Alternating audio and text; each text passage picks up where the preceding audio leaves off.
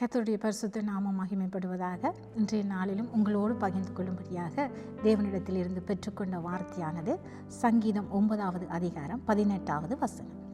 எளியவன் என்றைக்கும் மறக்கப்படுவதில்லை, சிறுமைப்பட்டவருடைய நம்பிக்கை ஒருபோதும் கெட்டு போவதில்லை என்று இங்கே ஆண்டவருடைய வார்த்தை எங்களுக்கு சொல்லப்படுகிறது. ஹல்லேலூயா.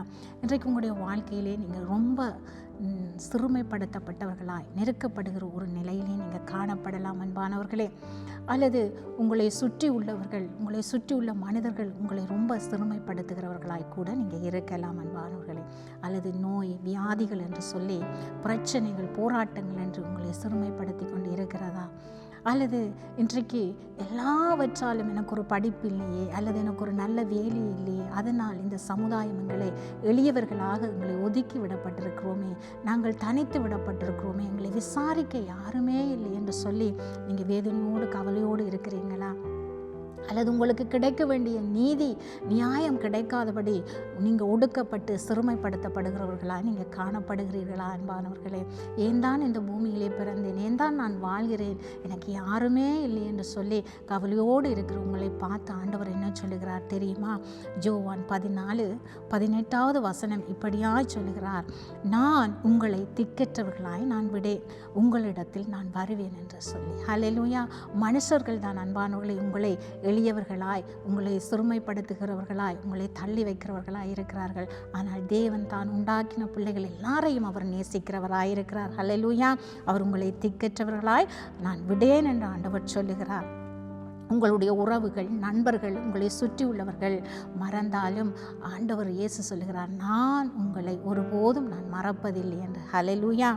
ஏசாயா 49:15 இப்படியாய் சொல்லுகிறது, ஸ்திரீயானவள் தன் கற்பத்தின் பிள்ளைகளுக்கு இறங்காமல் தன் பாலகனை மறப்பாளோ?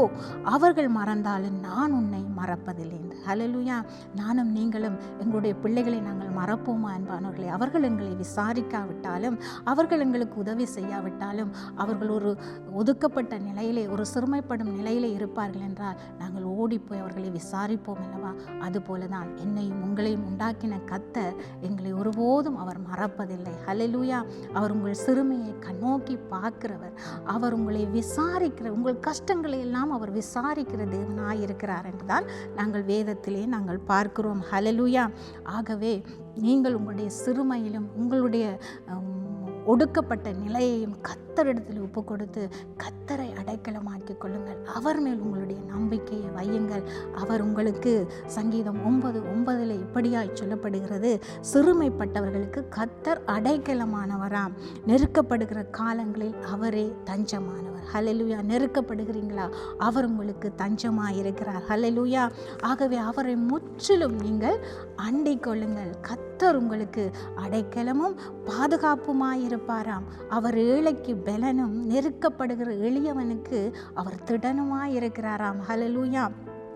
நாம் அனுபவிக்கிறதுக்கு சகலவித நன்மையும் நமக்கு சம்பூர்ணமாய் கொடுக்கிற ஜீவன் உள்ள தேவன் மேல் உங்களுடைய நம்பிக்கையை வைக்கும்படியாய் ஆண்டவருடைய வார்த்தை சொல்லுகிறது. ஹல்லேலூயா. அவர் நீதி உள்ளவராய் இருக்கிறபடினால் அவர் சிறுமைப்பட்டவர்களுடைய நம்பிக்கையை ஒருபோதும் கெட்டுப்போக அவர் விடுவதில்லை. அவர் உங்கள் நம்பிக்கைக்கு பாத்திரராய் இருக்கிறார் என்றுதான் வேதம் சொல்லுகிறது. ஹல்லேலூயா. ஒரு உதாரணம் நான் உங்களுக்கு சொல்லுகிறேன். வேதத்தில் இருந்த ஒரு பகுதி, ரூத் என்ற ஒரு ஸ்திரீ, அவள் மோபாபிய ஸ்திரீ. அவள் சாபப்பட்ட ஒரு சந்ததியிலிருந்து அவள் வருகிற ஒரு ஸ்திரீயாய் காணப்படுகிறாள். அவளுடைய வாழ்க்கையை பார்த்தீங்கன்னா அவள் ரொம்பவும் சிறுமை அடைந்தவளாய், ரொம்பவும் வறுமை உள்ளவளாய், அவள் ஒரு எளிய நிலைக்கு தள்ளப்பட்டவளாய், அவளுக்கு இருப்பது ஒரே ஒரு மாமியார் மட்டும்தான், வயது போன மாமியார் மட்டும்தான் அவளுக்கு காணப்பட்ட. அவளுடைய கணவனார் மரித்து போய்விட்டார். அப்படிப்பட்ட அந்த ஸ்திரீ இஸ்ரவேலின் தேவனை அவள் நம்பிக்கையாய் கொண்டிருந்தாள் என்று வேதம் சொல்லுகிறது. ஹல்லேலூயா. அவள் அவரை மட்டும்தான் நம்பி அவள் அங்கே எருசலேமுக்கு வந்த பொழுது ஆண்டவர் அவளுடைய சிறுமையை நோக்கி பார்க்கிறார். ஹல்லேலூயா. அவருடைய கண்கள் அவருடைய சிறுமையை கண்ணோக்கி பார்க்கிறது அன்பானவர்களே. அவர் பார்த்தது மட்டுமல்ல, அவளுக்கு அங்கே ஒரு ஆதரவு கோலை, போவாஸ் என்னும் ஆதரவு கோலை அங்கே அவளுக்கு ஏற்படுத்தி கொடுக்கிறார். அவளுடைய தேவைகளை சந்தித்தார். அது மட்டுமல்ல, அவளை ஆண்டவர் அந்த சிறுமையிலே இருந்து தூக்கி அவர் அங்கே உன்னதத்திலே அவள் எல்லாருக்கும் ஒரு ஆசீர்வாதமான ஸ்திரீயாய் அங்கே ஆசீர்வதித்து வைக்கிறதே நாங்கள் பார்க்கிறோம் அன்பானவர்களே. ஹல்லேலூயா.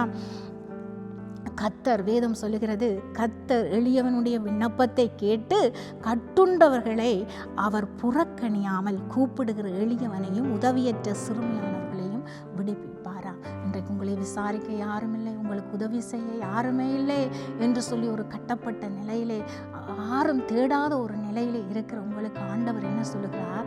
உங்களுக்கு அவர் உதவி செய்கிறவராயிருக்கிறாராம். ஹல்லேலூயா. உங்களை அவர் விடுவிக்கிறவராயிருக்கிறாராம். ஆகவே உங்களுடைய நம்பிக்கையை கர்த்தர் மேல் வைத்து பொறுமையோடு நீங்கள் இருங்கள். கர்த்தர் உங்களை உங்களுடைய உபத்திரவத்திலிருந்து அவர் விடுவிக்க வல்லவராயும் இரக்கமுள்ளவராயும் இருக்கிறார். ஹல்லேலூயா. இஸ்ரவேலின் தேவனாகிய கர்த்தருடைய செட்டைகளுக்குள்ளே அடைக்கலமாய் வருகிற ஒவ்வொருவரையும் அவருடைய தேவைகளையும் அவர் கர்த்தர் சந்திக்க வல்லவராயிருக்கிறார். ஹல்லேலூயா. உங்களுடைய குறைவுகளை எல்லாம் அவர் நிறைவாக்க அவர் போதுமானவராயிருக்கிறார். அன்பானவர்களே, எனவே உறுதியாய் கர்த்தர் மேல் உங்களுடைய நம்பிக்கையை நீங்கள் வையுங்கள். அவர் உங்களை சிறுமைப்படுத்தின இத்தனை நாட்களுக்கும், உங்களை நெருக்கப்பட்டு சிறுமைப்பட்ட இந்த கஷ்டமான வருஷங்களுக்கும் தக்கதாய் சரியாக உங்களை மகிழ்ச்சியாக ஆண்டவர் உங்களை ஆசீர்வதிப்பார். அன்பானவர்களே, ஒருவேளை இன்றைக்கு யாராலும் அறியப்படாதபடி எங்கேயோ ஒரு மூலையிலே நீங்கள் ஒதுக்கப்பட்டவர்களாய், நீங்கள் எளியவர்கள் என்று தள்ளப்பட்டவர்களாய், மனுஷர்களாய், நீங்கள் சிறுமைப்படுத்தப்பட்டவர்களாய் நீங்கள் வாழ்ந்து கொண்டு இருக்கிறீங்களா? உங்களுடைய சந்ததிக்கு ஒரு படிப்பில்லையே, இப்படியாய் அவர்கள் இருக்கிறார்கள் என்று சொல்லி ஒரு சிறுமைப்படுத்தப்பட்ட நிலையிலே, விசாரிப்பட்ட நிலையிலே இருக்கிற உங்களை ஆண்டவர் தூக்கி எடுத்து எல்லாரும் அறியத்தக்கதாய் ஆண்டவர் ஆசீர்வதித்து வைப்பார். ஹல்லேலூயா. இப்படியாய் வேதம் சொல்லுகிறது. ஏசாயா 61:9, உங்கள் சந்ததியானது ஜாதிகளின் நடுவிலும் உங்கள் சந்தானமானது ஜனங்களின் நடுவிலும் அறியப்பட்டிருக்குமாம். உங்களை பார்க்கிற யாவரும் கர்த்தரால் ஆசீர்வாதம் பெற்ற சந்ததி என்று அறிந்து கொள்வார் என்று இந்த வாக்குத்தத்தம் ஆண்டவர் உங்களுக்கு கொடுக்கிறார். உங்களை இவ்வண்ணமாய் சொல்லப்பட்ட பிரகாரமாய் கர்த்தர் உங்களை ஆசீர்வதித்து நடத்துவார். நம்பிக்கையோடு இருங்கள். கர்த்தருடைய நன்மையும் கிருபையும் உங்களை தொடர்வதாக.